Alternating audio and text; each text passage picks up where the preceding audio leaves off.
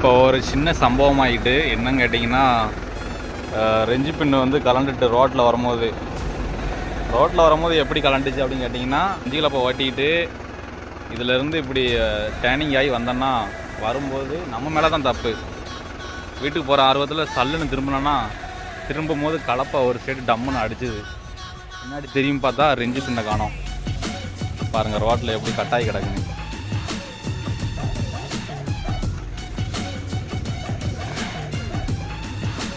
இப்படிதான் கட் ஆகிருது. வேறு பின்னு போடுறோம்.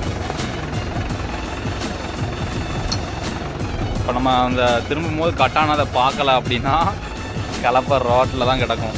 அப்படியே நிப்பாட்டிட்டு வேறு பின்னு போட்டாச்சு. போகிறோம் வீட்டுக்கு போகிற ஆர்வத்தில் பாருங்கள் என்னமெல்லாம் கூத்து நடக்குன்னு.